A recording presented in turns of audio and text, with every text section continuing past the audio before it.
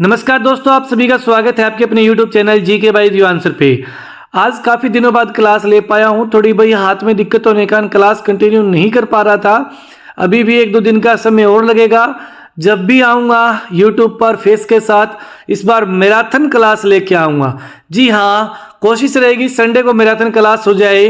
कल आपको अनाउंसमेंट कर दी जाएगी इस मैराथन क्लास की। और वहीं बात करें, कोई भी भाई बहन दीवान एकेडमी में पढ़ना चाहे, HSSC CET की तैयारी या दिल्ली पुलिस की तैयारी करना चाहे, उन सभी के लिए खुशखबरी है कि नया बैच शुरू हुआ है।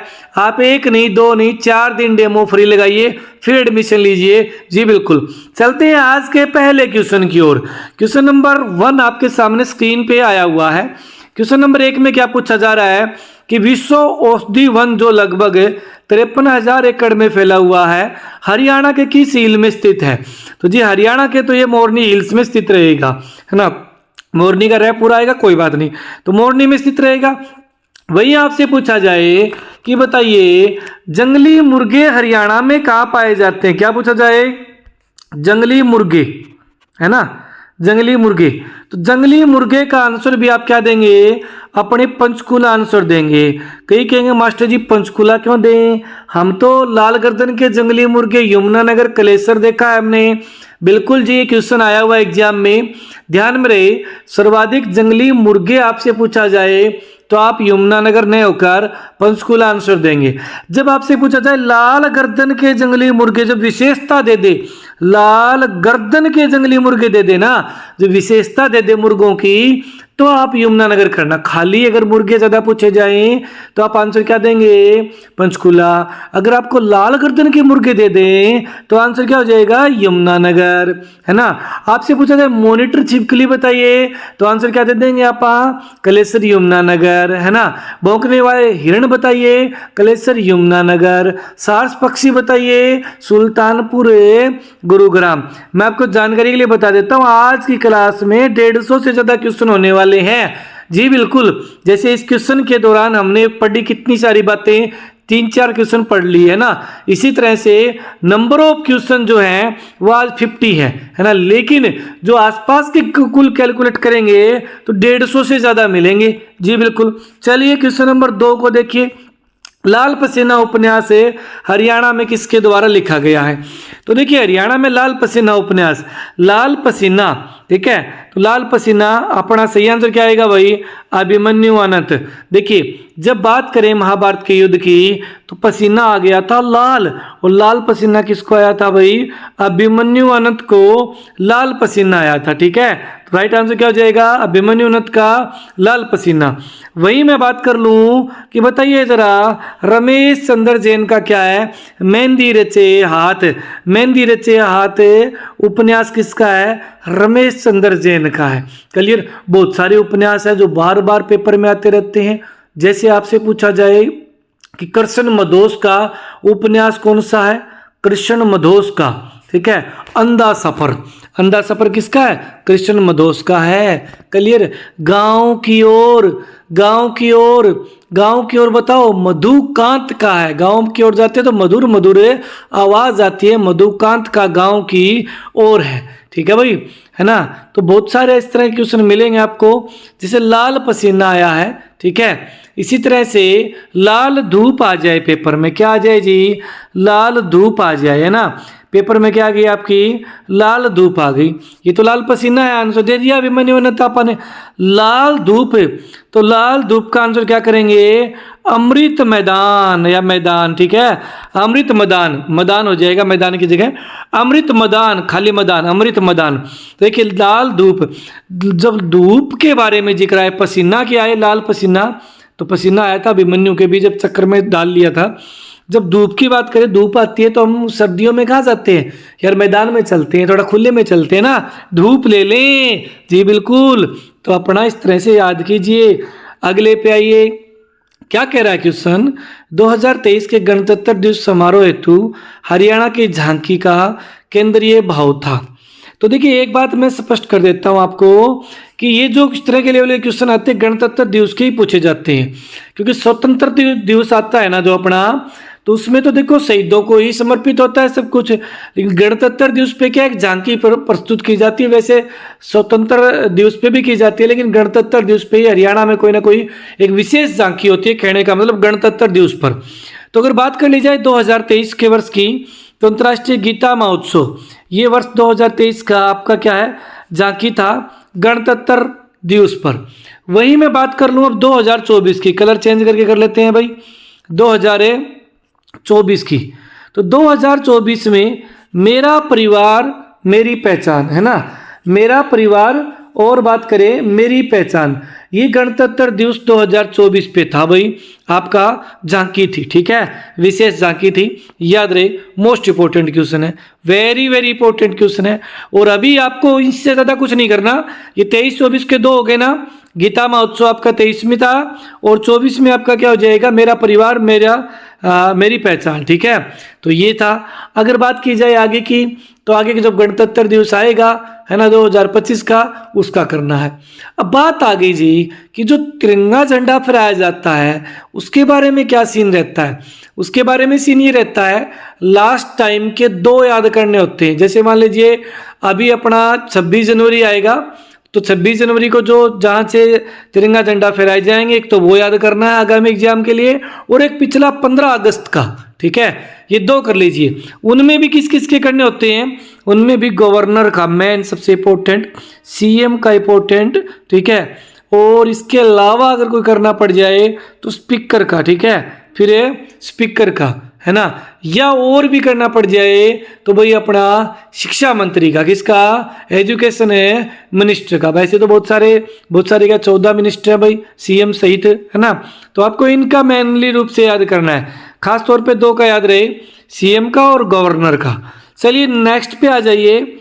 अगला क्वेश्चन नंबर आपके सामने 4 है, सड़क सुरक्षा के लिए उत्कृष्टता केंद्र निम्नलिखित में से किस संस्थान के सहयोग से हरियाणा में सड़क सुरक्षा परियोजना शुरू की गई है। देखिए पिछला भी पीवाई क्यू क्वेश्चन था भाई मेरे, और ये भी क्या है आपका पीवाई क्यू क्वेश्चन है, प्रीवियस क्वेश्चन है।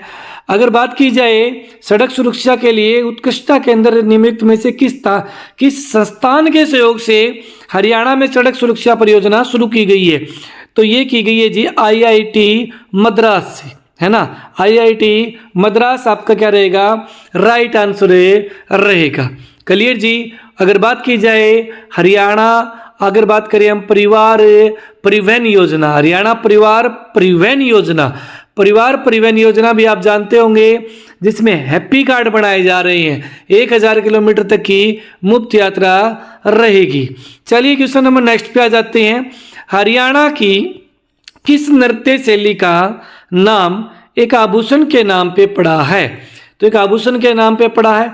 देखिए जरा, अगर बात की जाए आप झूमर, लूर, खोड़िया, अगर बात करें आप घूमर, है ना, तो इनमें देखा जाए तो आपका जो झूमर है सबसे नीचे दे रखा है, ये एक नृत्य अपना क्या है, आभूषण भी है और नृत्य भी है। कमेंट करके बताओगे कि भाई झूमर आभूषण कहाँ पहना जाता है। अब देखिए आपसे सबसे पहले बात कर ले घूमर की, तो भाई महिला प्रधान है घूमर जी, लूर भी महिला प्रधान है, खोड़िया भी महिला प्रधान है, झूमर भी आपका महिला प्रधान है। तो भाई दिए गए ऑप्शन सभी महिला प्रधान है। आ जाइए पॉइंट नंबर 1 पे, आपका घूमर में घूमर नृत्य की बात करें, ये एक 12 मासीय नृत्य है जो कि मतलब कभी भी किया जा सकता है, किसी भी फंक्शन पे, अवसर पे, और ख़ास तौर पे पश्चिम हरियाणा में किया जाता है, पश्चिम हरियाणा में किया जाता है। लूर नृत्य होली के अवसर पे किया जाता है, और रवि की फसल की बुआई के समय, याद रहे रवि की फसल की बुआई के समय 2 बार किया जाता है साल में, और इसका नाम बालिका के नाम पे पड़ा है, बागड़ की बालिका के नाम पे पड़ा है। बागड़ क्षेत्र में ज़्यादा किया जाता है, जैसे राजस्थान के साथ लगने वाले जिलों में। क्लियर। अविवाहित लड़कियां भी इस नृत्य को खास तौर पे करती है ना। अपने लूर नृत्य की और खास बात, इसमें 2 कतार बनाकर महिलाएं आपस में प्रश्न उत्तर करती है, उसी को आप लूर नृत्य बोलते हैं। और लूर नृत्य होली से 15 दिन पहले शुरू हो जाता है और होली तक चलता है। क्लियर। और एक रबी की फसल की बुआई के समय, ये भी एग्जाम में आ चुका है। खोड़िया नृत्य महिला प्रधान नृत्य है जी। खोड़िया नृत्य की बात करें तो खोड़िया नृत्य कब होता है, जब बात की जाए दूल्हे के घर से जब बारात दुल्हन के घर की ओर निकल जाए, है ना, तो पीछे से दूल्हे के घर पे किया जाने वाला महिलाओं के द्वारा ये नृत्य है खोड़िया। इसमें महिलाएं पुरुषों का रूप धारण करके करती है। क्लियर जी? तो ये आपका हो गया। जैसे ये अपना सांग होता है ना, सांग पुरुष प्रधान है, सांग पुरुष प्रधान नृत्य है, लेकिन सांग में जो पुरुष होते हैं वो महिलाओं के कपड़े पहन के नाचते हैं। लक्ष्मीचंद भी नाचता था महिलाओं के कपड़े पहन के, और इसमें खोड़िया में उल्टा हो जाता है, महिलाएं पुरुषों के कपड़े पहनती हैं। ठीक है भाई, तो ये चीजें हैं, याद रहे। तो आगे चलें, उसके बाद में नेक्स्ट पे आ जाते हैं। और जो आपका ये झूमर नृत्य है ये भी एक 12 मासा नृत्य है ना, 12 मासा नृत्य रहेगा जो कि 12 महीने कभी भी किया जा सकता है, किसी भी समान अवसर पे ये कर सकते हैं। चलिए क्वेश्चन नंबर 6 पे आइए। राजा नाहर सिंह के महल के आंतरिक भाग उनके पूर्वज डोड द्वारा बनाया गया। यानी मतलब कहने के राजा नाहर सिंह का जब महल बना था, कई बार करवा चुका हूँ, ये प्रीवियस क्वेश्चन भी है, उसका स्टार्टिंग निर्माण किसने करवाया था? तो राव बलराम ने करवाया था भाई। अगर बात की जाए, राजा आएगा, राजा बलराम लिखना है यहाँ पे, राजा बलराम, कोई ना राव लिख दिया, राजा बलराम ने करवाया था। अगर मैं बात करूँ यहाँ पर राजा बलराम की, जिन्हें बल्लू के नाम से जाना जाता है, किस नाम से? बल्लू के नाम से भी जाना जाता है।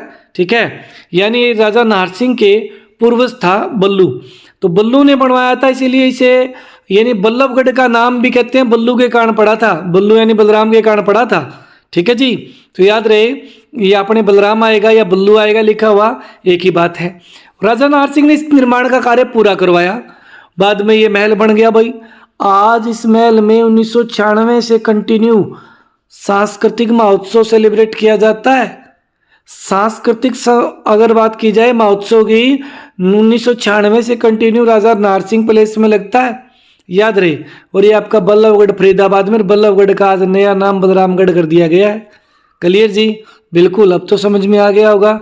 चलिए नेक्स्ट पे आ जाइए।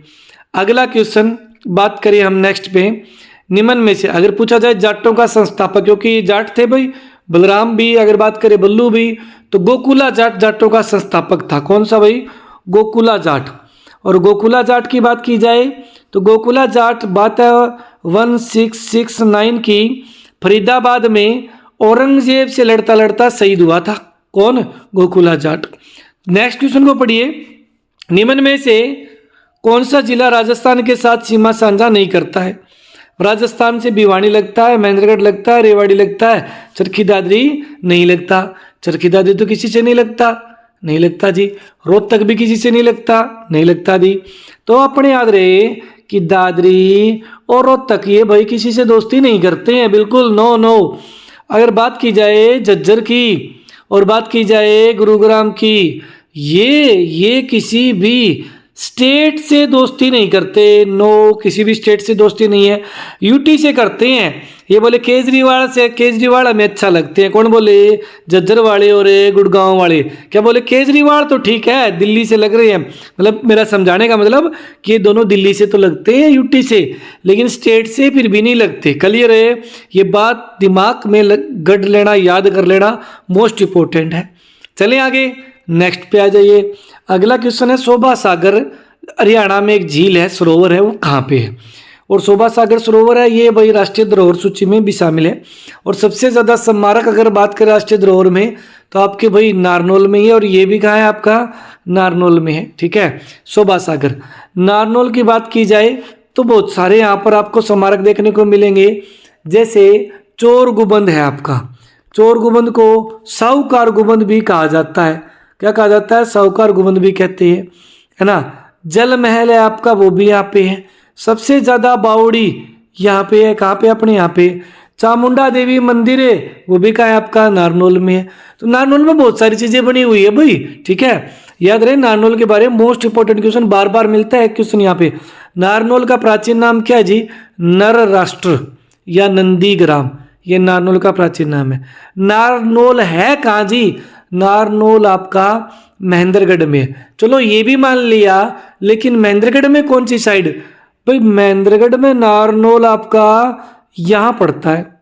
यानी कहने का मतलब राजस्थान से एक साइड, दो साइड, तीनों साइड से राजस्थान से घिरा हुआ है नारनौल। अच्छा जी, नारनौल विधानसभा एरिया भी है, बिल्कुल विधानसभा सीट भी है नारनौल, जहाँ पे सबसे कम पॉपुलेशन यानी सबसे कम मतदाता है। सबसे कम मतदाता हरियाणा में 90 विधानसभा सीट में सबसे कम का है नारनौल में। और सबसे ज़्यादा कहाँ है जी? फिर सबसे ज़्यादा गुड़गांव के अंदर एक सीट पड़ती है, गुड़गांव नहीं है, गुड़गांव जिले में एक सीट पड़ती है जिसका नाम है बादशाहपुर। कौन सी जी? बादशाहपुर। ठीक है, तो बादशाह तो आदमी वैसे बड़ा हो गया ना, तो सबसे ज़्यादा मतदाता बादशाहपुर में, कम नारनौल में। ठीक है जी, चलते हैं नेक्स्ट पे। 9 नंबर, यदुनाथ सरकार ने हरियाणा को किस नाम से संबोधित किया है? यदुनाथ सरकार ने हरियाणा को हरियाल नाम से संबोधित किया है। क्या नाम आएगा? हरियाल या हरियाला आ जाए तो राइट आंसर हरियाल या हरियाला आपका सही आंसर रहेगा। मोस्ट इंपोर्टेंट है ये। ठीक है, अपने बात की जाए हरियाला आपका क्या रहेगा? Right answer. यदुनाथ सरकार, याद करने का तरीका देखो, सरकार क्या चाहती है? हरियाली चाहती है, हरियाली तो हरियाला। ठीक है, महाराज कृष्ण नाम का एक आदमी था। क्या नाम था? महाराज कृष्ण। इसने कहा हरियाणा को हरना, हरना बोले तो लूटपाट वाला, तो याद कर लीजिए महाराज कृष्ण यानी भगवान श्री कृष्ण, और भगवान श्री कृष्ण जिसके साथ होंगे उसकी हार नहीं होगी, हरना। ठीक है, तो ये आपको याद हो जाएगा, कर लेंगे भाई, हो जाएगा, किसी कोई दिक्कत नहीं होने वाली होगी जी। बिल्कुल। बहुधान्य, बहुधान्य जो शब्द है ना, बहुत ज्यादा धन वाली भूमि, समृद्ध भूमि, महाभारत के समय कहा गया था बहुधान्य। ठीक है, बहुधान्य हो जाएगा, याद है, कर लेंगे, कोई दिक्कत नहीं। चलते हैं आगे नेक्स्ट पे भाई। अगला है दुष्यंत के पुत्र की राजधानी क्या थी? तो दुष्यंत के पुत्र भरत की राजधानी क्या थी? दुष्यंत के पुत्र भरत की राजधानी क्या थी भाई? हस्तिनापुर, मध्य प्रदेश, थानेसर, ये तो होगी नहीं भाई, इंद्रप्रस्थ। तो राइट आंसर क्या रहने वाला है इसका भाई? राइट आंसर आपका हो जाएगा अपने हस्तिनापुर, है ना भाई, हस्तिनापुर आपका राइट आंसर हो जाएगा। चलिए नेक्स्ट पे आ जाइए। अग्निवेदियों और मातृवेदियों के साक्ष्य राज्य में किस स्थान से प्राप्त हुए हैं? तो अग्निवेदियों और मातृवेदियों के साक्ष्य जो है वो हरियाणा में कहाँ से मिले हैं? बनावली से मिले हैं। कहाँ से प्राप्त हुए? बनावली से। और बनावली से क्या क्या चीज़ प्राप्त हुई है? बनावली से बात की जाए हमें तो भाई मिट्टी के बने हुए हल प्राप्त हुए हैं बहुत ज़्यादा मात्रा में, है ना, और बर्तन वगैरह तो प्राप्त हुए हैं। राखी गढ़ी से बात की जाए तो भाई हाल ही में यहाँ पर आभूषण की भट्टी प्राप्त हुई है राखी गढ़ी से। 5 से 7 हजार पुराने कंकाल प्राप्त हुए हैं, है ना, नर कंकाल प्राप्त हुआ है। अच्छा, नर और मादा कंकाल प्रेमी जोड़ा के नाम से कहते हैं कि वो भी यहाँ से प्राप्त हुआ है। नवजात शिशु का कंकाल भी राखी गढ़ी से प्राप्त हुआ है। राखी गढ़ी से मोस्ट इंपोर्टेंट इस तरह की आदि चूड़ियाँ मिलेगी आपको, है ना, कोई इस तरह की छोटी गोल की, यानी मिट्टी की चूड़ियाँ बहुत ज़्यादा मात्रा में प्राप्त हुई है। मोस्ट इंपोर्टेंट राखी गढ़ी से भाई। सीसवाल से पशुओं के बारे में अपने को जानकारी मिलती है कि यह पशुपालन का प्रमुख केंद्र था। सीसवाल हिसार में पड़ता है, पशुओं के बारे में भाई प्रमुख यानी पशुपालन का केंद्र था पुराने समय में सीसवाल। और यहाँ पे चौहान टीला भी मिला है। मितातल को हड़प्पा का पूर्वी डोमेन या पूर्वी क्षेत्र कहा जाता है। किसको? मितातल को। क्लियर हो जाएगा। मितातल से बात की जाए तो आपके भाई अपने इसके पास में ही एक है नौरंगाबाद नामक स्थान पड़ता है। कौन सा? नौरंगाबाद। ये थोड़ा इसमें ध्यान में रखना।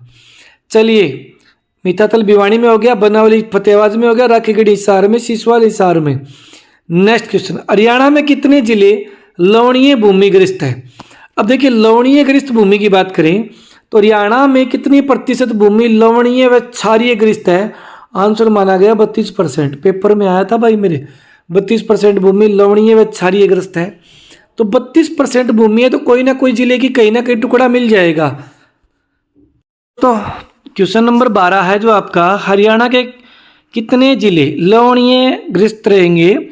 तो भाई मैंने आपको बताया कि जिस तरह से हरियाणा में 32% भूमि लवणीय व क्षारीय ग्रस्त है, उसी तरह से हरियाणा के कोई भी जिला लगभग लगा के चलिए ऐसा नहीं होगा जिसमें लवणीय न हो। लेकिन एक बड़ी मात्रा में लवणीय होना एक मतलब जिले के देखा जाए तो हरियाणा के कुछ जिले ऐसे हैं जो लवणीय ग्रस्त नहीं है।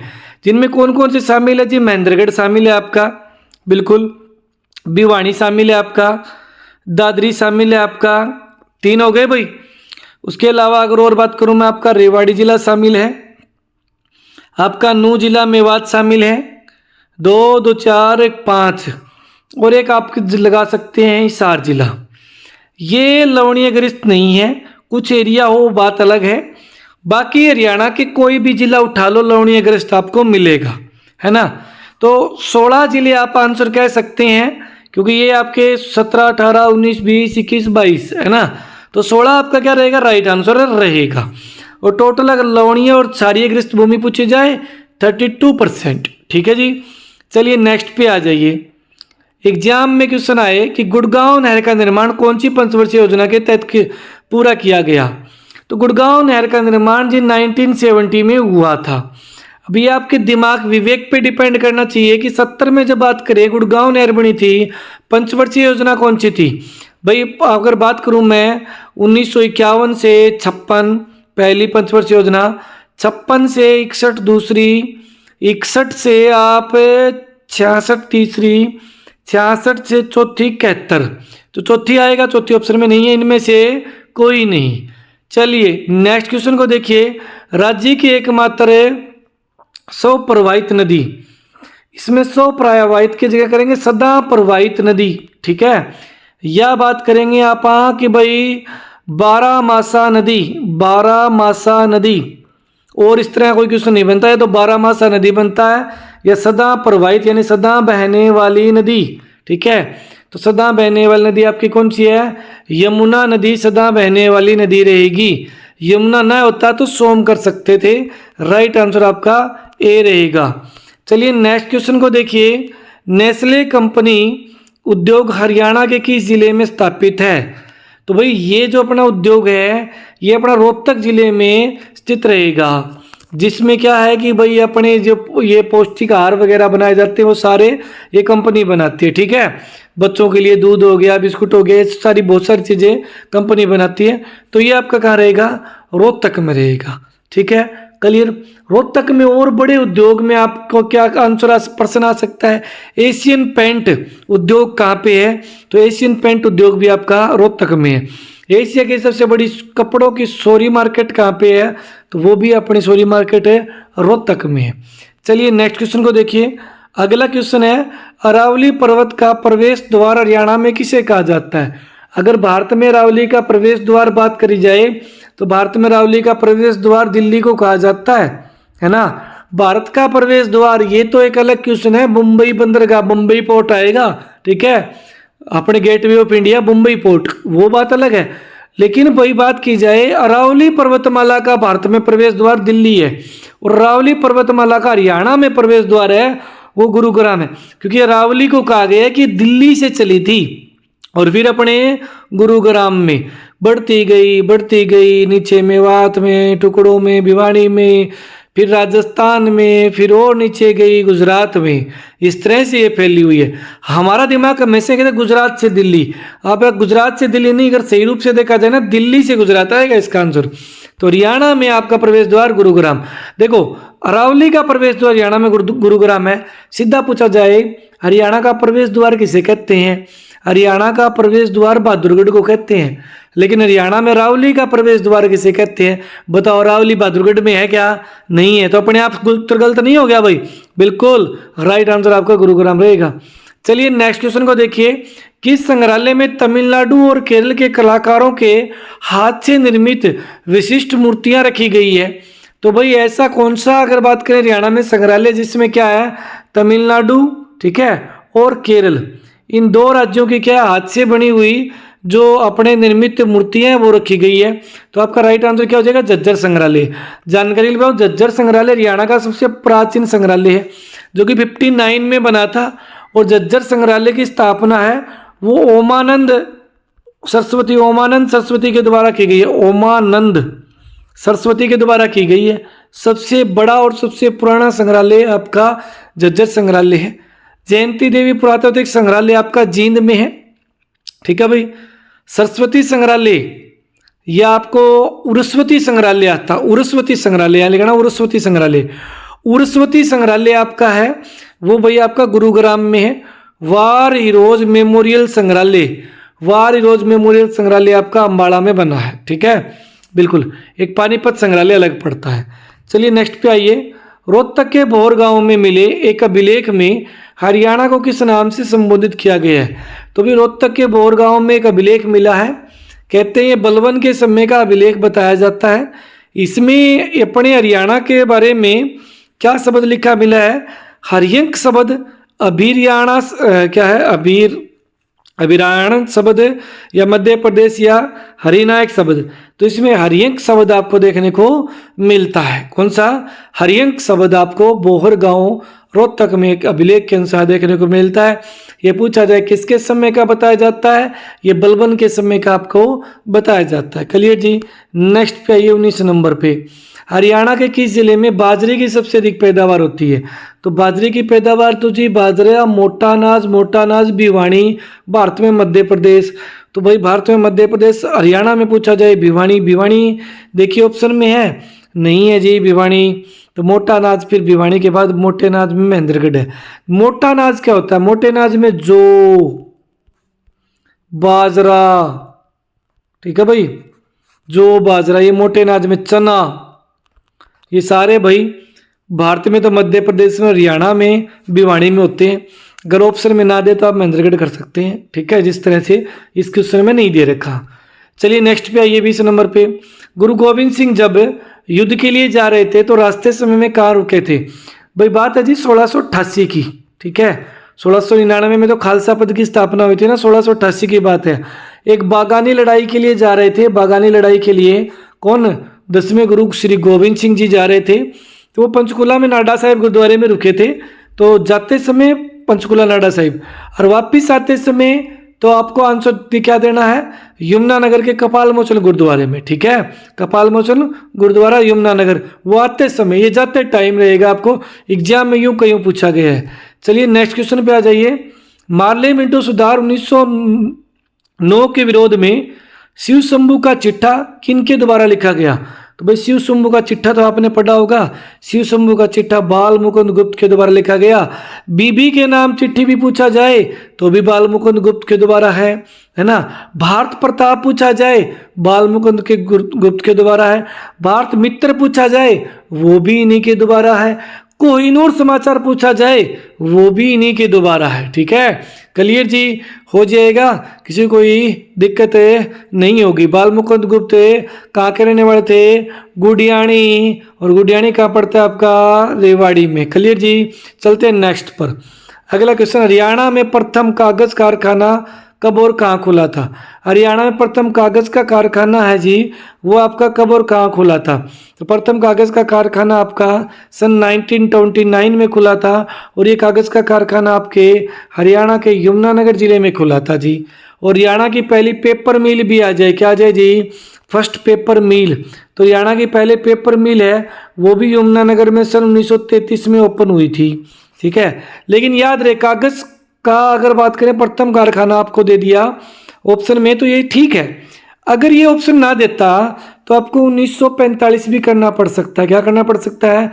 1945, क्योंकि इसे अधिकृत किया गया था 45 में, ठीक है। इन दोनों में से एक डेट मिलेगी भाई आपको, कौन सी भी कर सकते हैं। कलरक में ये दे रखी थी, कलरक एग्जाम शायद कलरक एग्जाम होगा या ग्रुप डी का होगा, 2018-19 की बातें हैं। तो इसको क्वेश्चन को थोड़ा ध्यान में रखना। चलिए जी अगले पे आइए। रोड नामक जाति सर्वाधिक किस जिले में पाई जाती है? तो ये जो जाति है रोड जाति, ये हरियाणा में अगर बात की जाए तो अपने जो पानीपत की तीसरी लड़ाई थी, जो अपने मराठों की और इनकी, तो उस दौरान अपने चर्चा में काफ़ी आई थी, क्योंकि रोड जाति को क्या है, वीर जाति के रूप में दर्जा दिया गया है। और ये अपने रोड जाति है जो, ये करनाल साइड में ज़्यादा पाई जाती है, क्योंकि भाई पानीपत का युद्ध आपका पानीपत में, पानीपत पहले करनाल का ही भाग हुआ करता था। तो आपका राइट आंसर ये रहेगा जी। क्योंकि आप कहोगे जाति पाति से प्रश्न आ सकते हैं, क्या पीछे आया था भाई कौन सी जाति के लोग भाग्य देखते हैं और हाथ पकड़ कर बताते हैं कि एक तो कौन से लोग सांप पकड़ते हैं और कौन से लोग भैया हाथ देख कर अपना क्या आगे का या पीछे का जो भी कुंडली बताते हैं, है ना, समपेरे जो होते हैं। तो इस तरह के क्वेश्चन देखने को एग्जाम में मिल जाते हैं भाई मेरे। चलिए नेक्स्ट पे आ जाइए।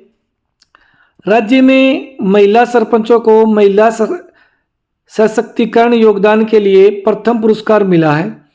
तो भाई सरपंचों के लिए अगर बात की जाए, सुषमा स्वराज, लक्ष्मीबाई, अरे भाई लक्ष्मीबाई पुरस्कार ये तो खेल में दिया जाता है। सन्नो देवी पंचायती राज में दिया जाता है। सुषमा स्वराज पुरस्कार महिला सशक्तिकरण में दिया जाता है। तो या तो होगा आपका ये या होगा ये, लेकिन यहाँ क्या दे दिया गया सरपंचों के लिए, तो सरपंचों के लिए डन कर दो ना सन्नो देवी, घबराने की जरूरत नहीं है भाई मेरे, सन्नो देवी आपका राइट आंसर रहेगा। ठीक है, और सन्नो देवी कौन थी? हरियाणा की पहली महिला डिप्टी स्पीकर। क्यों मास्टर जी स्पीकर थी? अरे डिप्टी स्पीकर थी फिर स्पीकर थी, दोनों खास बातें हैं। मैं कहूँ भारत के किसी भी राज्य की पहली विधानसभा महिला स्पीकर है। अच्छा, भारत के किसी भी राज्य की और पहली महिला स्पीकर यही थी, कौन? सन्नो देवी। राइट आंसर आपका सन्नो देवी रहेगा भाई। सुषमा स्वराज पुरस्कार क्या है जी? 5 लाख रुपए महिलाओं को दिए जाते हैं, यानी पुरस्कार में दिए जाते हैं महिला सशक्तिकरण योगदान में, किसी भी तरह से महिलाओं को आगे बढ़ाने के लिए, अच्छा काम करने के लिए उनको सुषमा स्वराज पुरस्कार से नवाजा जाता है। लक्ष्मीबाई पुरस्कार जी, लक्ष्मीबाई पुरस्कार भाई आपका खेल क्षेत्र में महिलाओं को दिया जाता है, महाराणा प्रताप पुरुषों को दिया जाता है खेल जगत में। चलिए नेक्स्ट पे आ जाइए। अगला क्वेश्चन है, निम्न में से कौन सा आभूषण महिलाओं के गले में धारण किया जाता है? और भाई गले में पहना जाता है, देखते हैं। चौकी, कांटा, अपना नक्शेरी, पथरी। जी हमने तो एक कम ही सुने हैं, पथरी गला होता है जी। अच्छा, नक्सरी, नक्सरी जी न से नाक हो जाएगा, न से नक्सरी। कान, कांटा काटता है, फिर इसे कांटा से तो कान हो जाएगा भाई, बिल्कुल कान का ही होता है कांटा, घबरा क्यों रहे हो? फिर ये चौकी, ये गले की है, ये भी गले की है जी, और ये भी गले की है। गले में ही पतरी, गले में ही चौकी, ये दोनों गले के हैं।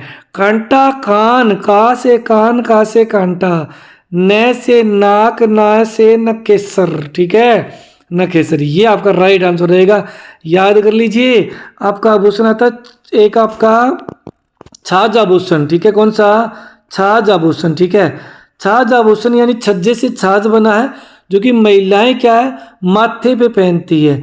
अगर आपसे रखड़ी आ जाए, रखड़ी, रखड़ी माथे की है ना, बिल्कुल। रखड़ी वो एक राखी अलग होती है, रखड़ी अलग होती है, रखड़ी आभूषण है। जब बात आए आभूषण की, ठीक है, तो आभूषण रखड़ी क्या है? आभूषण माथे का आभूषण है। छाछ क्या है? माथे का आभूषण है जी। टिक्का क्या है जी? माथे का आभूषण है जी। ठीक है, चलिए, है ना। अगले वो पोंछी होती है हाथ वाली भाई, वो कोई आभूषण नहीं होता भाई मेरे। चलिए, हरियाणा में हैप्पी कार्ड योजना कब शुरू हुई? अरे भाई हैप्पी कार्ड, हैप्पी हैप्पी हो जाओ सभी, साथ मिलके फ्री यात्रा करो, साथ मिलकर फ्री यात्रा करो। 7 मार्च 2025 में हैप्पी कार्ड योजना 1000 किलोमीटर मुफ्त यात्रा हर एक साल के लिए, जिनके बीपीएल परिवार में 1,80,000 से आय कम है या 1 लाख से कम है, जरा बताइए। 1 लाख से कम वालों के लिए हैप्पी कार्ड बनेगा, 1,80,000 वालों का नहीं है।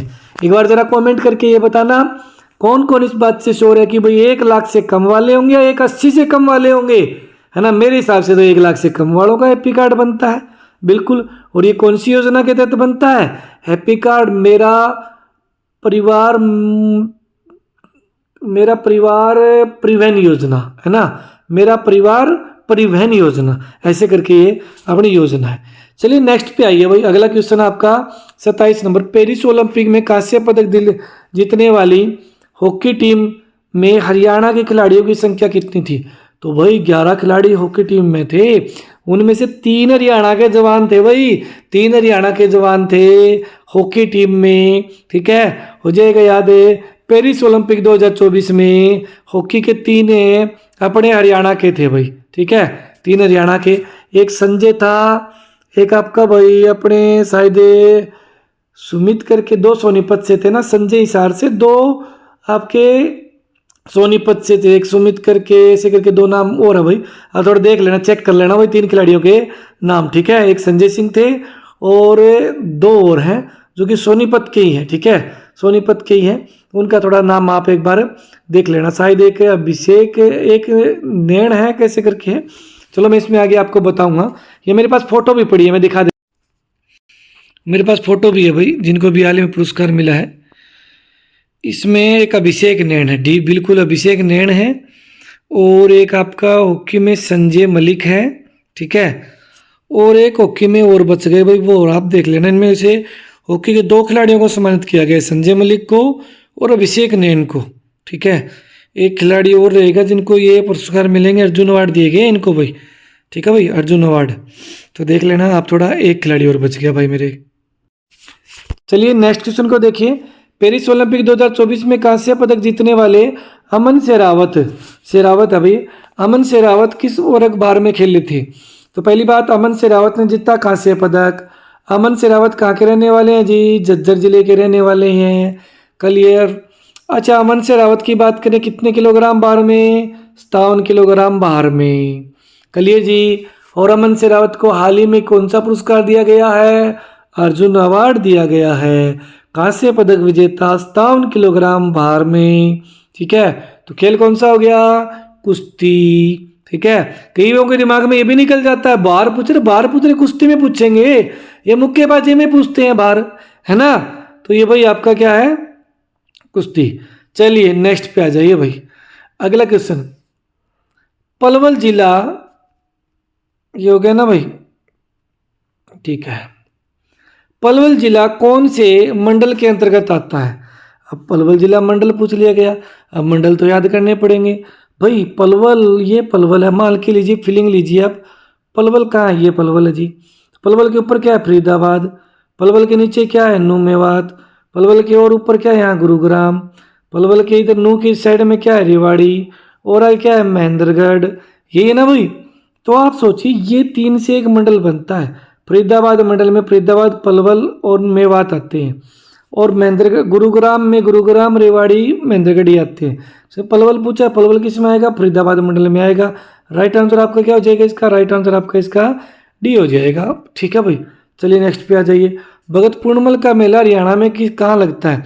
बहुत प्रसिद्ध मेला है भगत पूर्णिमल का मेला भाई, ठीक है। सुपर डुपर मेले के में शामिल है ये भगत पूर्णिमल का मेला, कासन गांव में। ये एग्जाम में आता रहता है। कासन गांव का पड़ता है आपका, गुरुग्राम में पड़ता है। कौन से माँ कहाँ पड़ता है? गुरुग्राम में। गुरुग्राम में एक इस्लामपुर गांव है भाई। कौन सा गांव है? इस्लामपुर, जहाँ पे गोगा जी का विशाल मेला लगता है। गोगा जी का विशाल मेला कहाँ लगता है? इस्लामपुर, गुरुग्राम में। और कासन गांव में भगत पूर्णिमल का मेला लगता है। मोस्ट इंपॉर्टेंट रहेगा ये, ठीक है। चलिए नेक्स्ट पे चलते हैं। अगला क्वेश्चन है आपका नेक्स्ट, राज्य में उत्तम रेफरी या अंपायर या निर्णायक हेतु वार्षिक पुरस्कार प्रतिवर्ष किस अवार्ड नाम से दिया जाता है? अरे भाई घुमाए फिरा के यही पूछ रहा है कि अंपायर को दिया जाने वाला, रेफरी को दिया जाने वाला पुरस्कार कौन सा है? तो रेफरी या अंपायर को हरियाणा राज्य में पूछा गया है भाई। हरियाणा राज्य में विक्रमादित्य पुरस्कार दिया जाता है रेफरी या अंपायर को, ठीक है। कौन सा दिया जाता है? विक्रमादित्य। और हरियाणा में अगर गुरु को पूछ लेता ना, गुरु को या कोच को लिख दे, गुरु या कोच को कौन सा पुरस्कार दिया जाता है, तो आंसर गुरु वशिष्ठ आएगा। कौन सा आएगा? गुरु वशिष्ठ। गुरु वशिष्ठ राइट आंसर है। द्रोणाचार्य मत कराना, आद्य द्रोणाचार्य कराते हैं। अरे भारत में कोच को दिया जाने वाला द्रोणाचार्य है, हरियाणा गुरु वशिष्ठ है, ठीक है। चलिए नेक्स्ट पे आ जाइए। अगला क्वेश्चन, भीम अवार्ड तो हरियाणा का सबसे बड़ा अवार्ड हो गया ना भाई। निम्न में से किस व्यक्तित्व को हरियाणा में कूंजपुरा जहांगीर का संस्थापक माना जाता है? तो कूंजपुरा जहांगीर के संस्थापक माने जाते हैं निजामत खान को। किसे भाई? निजामत खान। वेरी वेरी इंपॉर्टेंट है कूंजपुरा। एक आपका कैथल रियासत आता है भाई, कैथल रियासत का अगर बात करूं ना मैं, गुरमुख सिंह आएगा। क्या आएगा? गुरमुख सिंह। ये कैथल रियासत के संस्थापक थे गुरमुख सिंह। और वही बात करें कुंजपुरा रियासत के संस्थापक निजामत खान थे। कौन थे? निजामत खान थे, क्लियर जी। चलते हैं नेक्स्ट पे। 33 नंबर, हरियाणा के चौधरी देवीलाल हर्बल प्राकृतिक पार्क संरक्षित वन में स्थित है। तो ये संरक्षित वन क्षेत्र जो है, जैसे अपना मोरनी में भी है और वहीं चूहड़पुर, और यहाँ पे चौड़पुर लिख दिया, कोई बात नहीं, जो कि यमुनानगर में है। और ये 2001 को हर्बल पार्क बना था भाई। मोस्ट इम्पोर्टेंट है, जब ताऊ देवीलाल के नाम पे बनाया गया और ओम प्रकाश चौटाला की सरकार थी उस समय की ये बातें हैं। चलिए, सबसे बड़ा हर्बल पार्क भी हरियाणा का फिलहाल में यही है। अब सबसे बड़ा बनेगा ना वो मोरनी में बनेगा, फिलहाल में यही बड़ा है ताऊ देवीलाल प्राकृतिक हर्बल पार्क, ठीक है भाई, रुद्राक्ष वाटिका भी बोलते हैं। निम्न में से कौन सी हरियाणा की फसल विविधीकरण योजना है? अब विविधीकरण का मतलब फसल बदलने वाली, जैसे पानी की खपत हो रही है, मेरा पानी मेरी विरासत योजना भाई, मेरा पानी मेरी विरासत योजना ये चलाई हुई है, जिसमें क्या है, जिसमें आप धान की जगह बाजरा लगाइए, 7,000 रुपये प्रति एकड़ पाइए, ये योजना है। चलिए नेक्स्ट पे आ जाइए।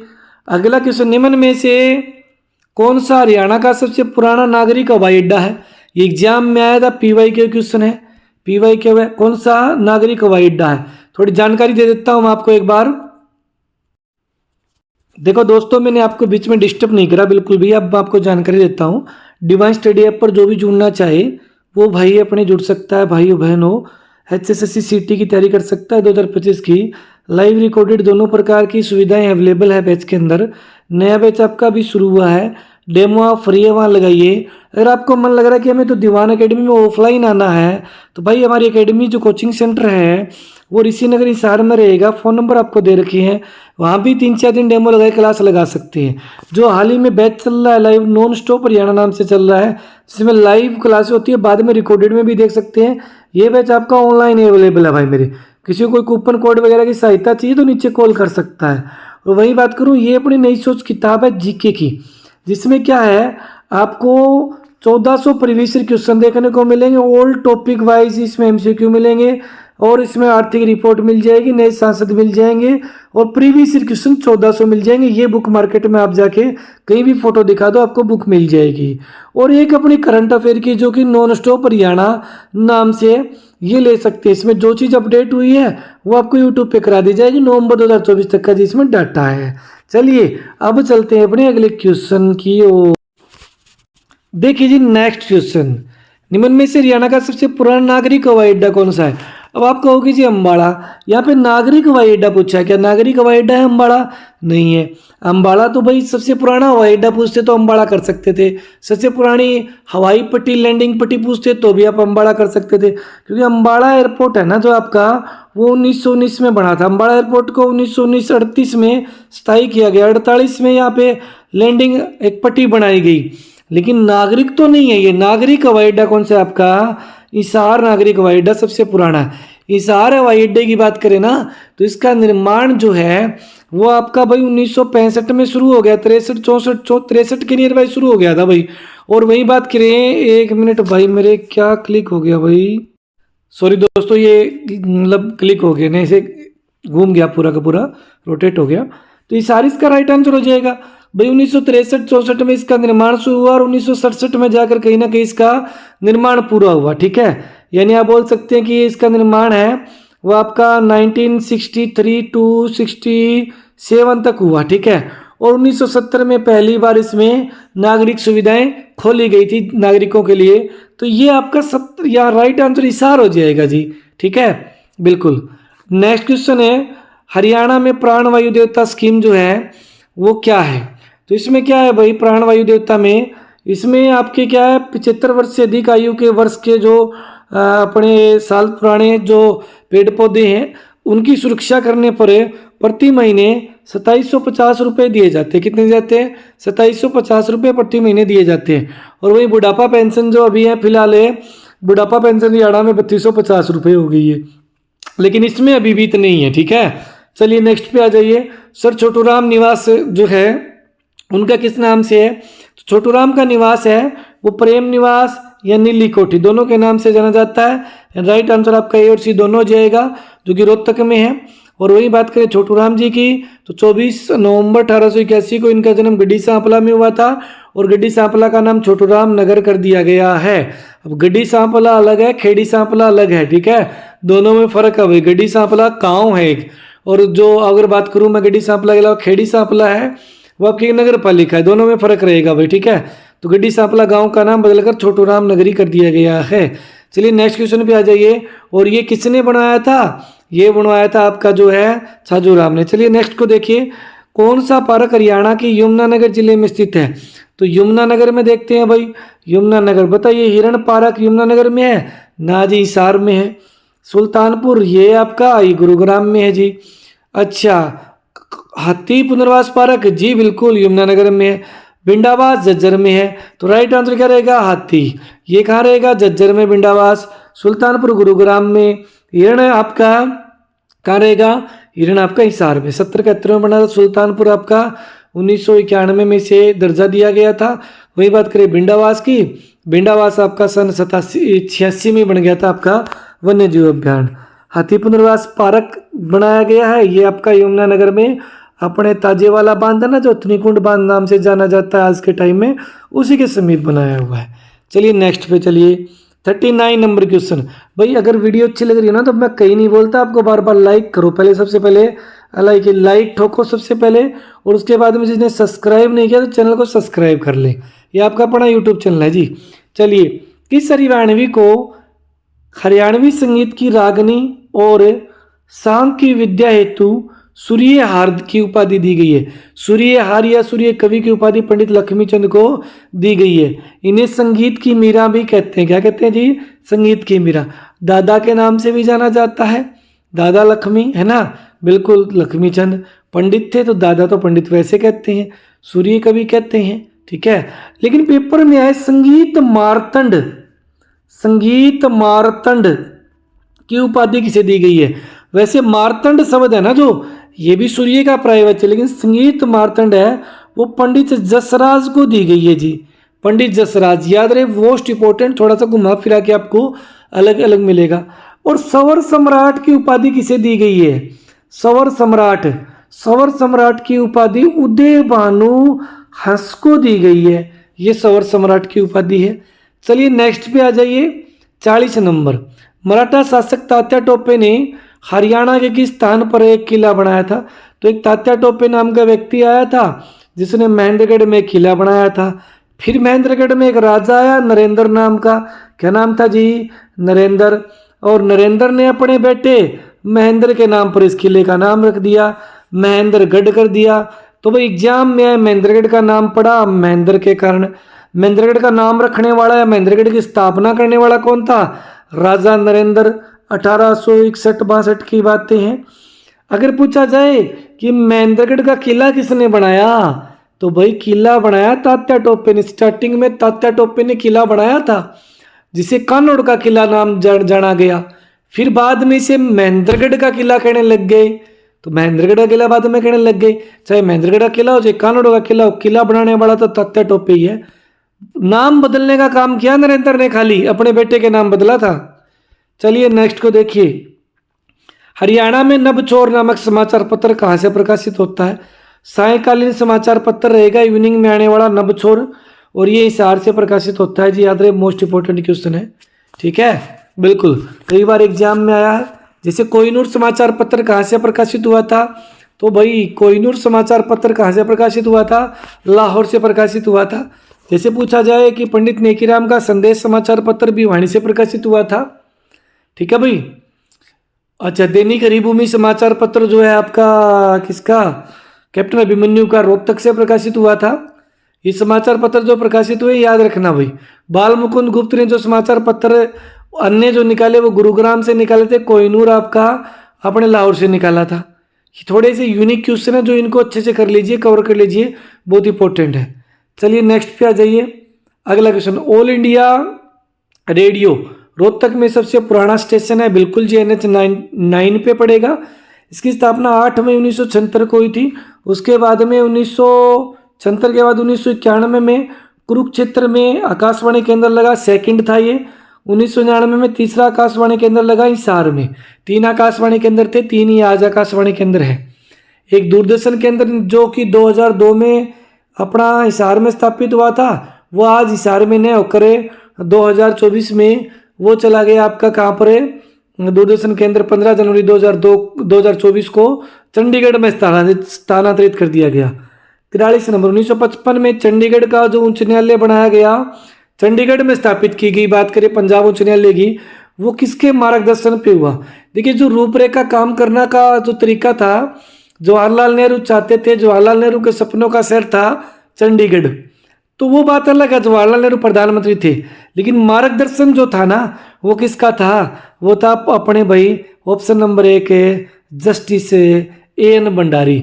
और ए एन भंडारी उस समय अपने बात की जाए सुप्रीम कोर्ट के Punjab and Haryana, Punjab high court का था, हरियाणा तो शब्द था ही नहीं, पंजाब हाई कोर्ट के 1955 में न्यायाधीश थे भाई। ठीक है, कर लेंगे, हो जाएगा। और भंडारी सबसे लंबे समय तक यही थे। अब आप कहोगे जी शोर है क्या, जवाहरलाल नेहरू नहीं आएगा क्या? नहीं आएगा भाई, मार्ग सैनी का था। आप ऑफिशियल साइट खोलो Punjab and Haryana high court की आज, वहाँ पे आपको डिटेल में देखने को मिल जाएगा।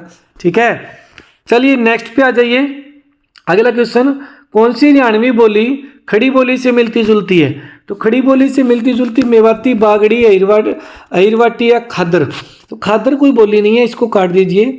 अगर बात करें मेवाती, मेवात क्षेत्र में बोली जाती है। बागड़ी, ये बागड़ क्षेत्र में यानी राजस्थान के साथ लगने वाले क्षेत्र में बोली जाती है। अहिरवाटी, ये आपके महेंद्रगढ़ में, रेवाड़ी में, कुछ गुरुग्राम में, कुछ आपकी भाई भिवानी में भी है, कुछ दादरी में भी है। इस एरिया में अहिरवाटी बोली जाती है। बिल्कुल जी, कोई इसमें दो राय नहीं है। तो अब देखिए एक चीज, मेवाती मेवात क्षेत्र पलवल क्षेत्र में बोली जाती है। तो मेवाती एक अलग बोली। खड़ी बोली का मतलब बिल्कुल लट सा मार देना, अरे कड़ गया था तू। ठीक है, ये क्या है, खड़ी बोली है, कड़ गया था तू। तो मतलब क्या है, ये बागड़ी में तो ऐसी बात नहीं है। बागड़ी में तो बोलते, बागड़ी में क्या बोलते हैं अपने, बागड़ी में बोलते हैं भी थे खड़ गए, थे खड़ गए भी कौन कहे, थे किन्ने गया। ठीक है, थे कह के बोलेंगे, थे मतलब एक जिकारा देके, जिकारा मतलब इज्जत देके, तो ये तो नहीं आएगा भाई। ठीक है, मेवाती, मेवाती भी थोड़ी थोड़ी मिलती जुलती है लेकिन इतनी ज़्यादा नहीं है। अहिरवाटी में आपका राइट आंसर करना पड़ेगा। वैसे देखा जाए तो ये दोनों ही सही है, ये तो आएगा नहीं, इसको तो काट दीजिए, बागड़ी भी काट दीजिए, ये दोनों ही सही है। लेकिन इसमें एक ऑप्शन और होता, क्या होता जी, इसमें कोरवी होता। कोरवी, कोरवी होता तो एकदम ओके होता, खड़ी बोली कोरवी का रूप है, लेकिन कोरवी ऑप्शन में नहीं है, तो आप भाई अहिरवाटी आंसर कर सकते हैं। ठीक है, चलिए नेक्स्ट पे आ जाइए। बाकी भाई महेंद्रगढ़ वाले साइड के जो बच्चों से बातचीत होती रहती है, वास्तव में लाजवाब बोली है। मतलब नमस्ते करेंगे गुरुजी, प्रणाम, चरणों में प्रणाम गुरुजी। ठीक है, जैसे ऐसे मैं नीचे देखता हूँ कई बार, प्रणाम कहाँ गया, मुझे दिखा तो नहीं, गिर तो नहीं गया कहीं, कई बार ऐसे महसूस होता है। फरीदाबाद वालों से बात होती है तो फरीदाबाद वाले क्या करते हैं, प्रणाम गुरुजी, फोन काटते समय प्रणाम गुरुजी। वो ये भी सही अच्छी बात है, नमस्ते करेंगे काटते समय कहने का मतलब। चलिए नेक्स्ट पे आ जाइए। हरियाणा का दुर्लभ और लुप्तप्राय प्रजातियों को समर्पित एशिया का सबसे बड़ा उद्यान कौन सा है? एशिया का सबसे बड़ा उद्यान कौन सा है जो कि क्या है, हरियाणा का दुर्लभ और लुप्तप्राय प्रजातियों में आता है? तो जी ये आपका है कैक्टस गार्डन। कैक्टस गार्डन जो है ये आपका कैक्टस गार्डन है, सन 1987 में कैक्टस गार्डन बना था, प्रॉपर पंचकुला में है। ठीक है, कहाँ है, प्रॉपर पंचकुला में कैक्टस गार्डन। राइट आंसर आपका कैक्टस गार्डन रहेगा। कैक्टस गार्डन को एक और नागफणी बगीचा भी बोलते हैं, एग्जाम में आ जाए ना, नागफणी बगीचा ये भी कहा जाता है। क्वेश्चन नंबर 46 पे, निम्न में से हरियाणा किसके उत्पादन में प्रथम स्थान है? हरियाणा मसालों के उत्पादन में, नट्स के, पत्ता गोभी के, मशरूम में पहले स्थान पे है। अच्छा, हरियाणा किसके निर्यात में प्रथम स्थान भी रखता है? तो भाई गाजर में भी हरियाणा प्रथम स्थान है, हासिल किया था गाजर में भी हरियाणा ने, पहले ये भी ध्यान में रही। ठीक है, ट्रैक्टर में भी हरियाणा का प्रथम स्थान है भारत के अंदर, ये भी ध्यान में रही। ठीक है, चलिए नेक्स्ट पे आइए। इनमें से कौन सा कैथल का अंतिम राजा था? कैथल के अगर संस्थापक की बात बाद में करेंगे, पहले अंतिम राजा भाई उदय सिंह अंतिम राजा थे। सबसे शक्तिशाली पावरफुल आदमी की बात की है तो भी कौन था? उदय सिंह था। अगर बात कर लेते हैं हमें यहाँ पर है और है कैथल के संस्थापक की, तो गुरबख्श सिंह कैथल का संस्थापक था जी। चलिए नेक्स्ट पे आ जाइए। 1999 में सिंचाई के उद्देश्य के लिए हरियाणा में यमुना नदी के पुराने ताजेवाला बांध को बदलकर या नाम बदलकर क्या कर दिया गया था? तो जी ये क्वेश्चन एग्जाम में डिट्टो आया था, 1999 में नाम बदला गया, हथनी कुंड कर दिया गया। ताजेवाला पहले था, आज हथनी कुंड नाम से जाना जाता है। चलिए अगले पे चलिए, नेक्स्ट पे। निम्न में से किस क्या है, निम्न में से किस अपने वाला पहला राज्य? किसे अपनाने वाला, रे भाई किसे अपनाने वाला हरियाणा पहला राज्य है? तो देखिए तीर्थ योजना तो बहुत सारे राज्यों ने कर रखी है। मोबाइल पुलिस स्टेशन ना भाई ये भी है। अगर बात करें ई गवर्नेंस, ये भी हरियाणा नहीं है। इसमें आएगा महिला पुलिस स्वयंसेवी पहल। ठीक है, बिल्कुल जी, महिलाओं के लिए थाने खोले गए स्पेशल, गुलाबी थाने भी खोले गए बाद में, गुलाबी अपने क्या है पुलिस स्टेशन खोले गए, मतलब कहने का है ना। और महिलाओं के लिए पहला राज्य हरियाणा जिसने क्या है पुलिस स्टेशन, महिलाओं के लिए अलग से पुलिस स्टेशन बनाई। ठीक है, इसके अलावा बहुत सारी चीज़ों में हरियाणा पहला है, जैसे अपने हरियाणा की आंतरिक भूजल जो है इसकी जांच करने वाला मैपिंग के माध्यम से हरियाणा भारत का पहला राज्य है। अगर बात करें विद्युत से सभी राज्य की सभी ट्रेन है वो विद्युत से चलने वाली बन गई है, ऐसा करने वाला भी हरियाणा भारत का पहला राज्य है। ठीक है, पेंशन लागू करने वाला भी, बुढ़ापा पेंशन लागू करने वाला हरियाणा भारत का पहला राज्य है। गांव से गांव बिजली कनेक्शन वाला भी हरियाणा भारत का आज़ादी के बाद पहला राज्य है। ठीक है, बहुत सारी चीज़ों में पहला राज्य हरियाणा, किस किस में गिना है भाई, है ना। चलिए नेक्स्ट पे आ जाइए। हरियाणा में लास्ट क्वेश्चन आज का भाई मेरे, जी तोड़ से मेहनत से मैंने पूरी क्लास बनाई है। आपको कहीं लगे कि मेहनत में दम था तो आप भाई लाइक करके मेरे को आइडिया लगेगा कि इस बार व्यूज़ जितने लाइक आ गए हैं। बिल्कुल, चलिए हरियाणा में तालबंद झांझ की एक जोड़ी है, तालबंद झांझ की एक जोड़ी है जिन्हें संगीत की धुन निर्माण करने के लिए आपस में टकराया जाता है। बताइए, संगीत की धुन यानी संगीत की धुन आवाज निकालने के लिए संगीत की आपस में टकराए, ढोलक को आपस में टकराया जाता है, उसमें तो एक मतलब लकड़ी की छड़ी से बजाया जाता है, नहीं होगा। डमरू को आपस में तो भाई आपस में तो दो डमरू तो नहीं टकराए जाते। मजीरा, सारंगी किस तरह की होती है यंत्र भाई, है ना। ये लीजिए आप सारंगी, ये सारंगी बना दी तार से लपेट के, है ना। यहाँ एक सारंगी वादक हो गया, लगा लीजिए ये, तो ये सारंगी बजाएगा भाई, है ना। ये भी नहीं है, सारंगी तो अलग हो गई। आपकी मजीरा क्या होते हैं जी, दो कप से होते हैं। ठीक है, इन पे रस्सी भी बंधी होती है, आपस में अटैच भी होते हैं, ये आपस में टकरा के बजाए जाते हैं, जिसमें क्या है घुंघरू से बीच में होता है जो कि आवाज़ करता है। यही होता है भाई आपका मंजीरा आपका राइट आंसर रहेगा। झूमे जागरण में ये चीज़ इसका यूज़ किया जाता है। ठीक है, एक बंदा सारा बजाता रहता है, तो ये कहानी रहेगी। चलिए अब मैं आपको जानकारी देता हूँ। दिल्ली पुलिस के लिए आप हमारे साथ आ, और हरियाणा सिटी के लिए आप हमारा बैच ले सकते हैं जो कि नॉन स्टॉप हरियाणा से रहेगा। अपना ऐप पर डिवाइन स्टडी ऐप है, प्ले स्टोर पे आपको मिल जाएगी, नीचे लिंक भी दे रखा है। ठीक है, और वही बात करें, ये नई सोच किताब है जीके की, हरियाणा जीके की। आपको 20 नंबर में से कहीं कोई घबराने की जरूरत नहीं, 18-19 तक स्कोर बनेगा। और यहाँ पे करंट अफेयर की बुक है जो कि 3 से 5 नंबर का काम आता है, बहुत लाभदायक रहेगी। ठीक है, और ऑफलाइन आ सकते हैं, ऑफलाइन दीवान अकेडमी श्रीनगर हिसार में है जी, और ऑनलाइन आपका डिवाइन स्टडी ऐप पे है। ठीक है जी, धन्यवाद, मिलते हैं अगली वीडियो में। अच्छी लगी हो ज़्यादा से ज़्यादा शेयर ज़रूर करना जी।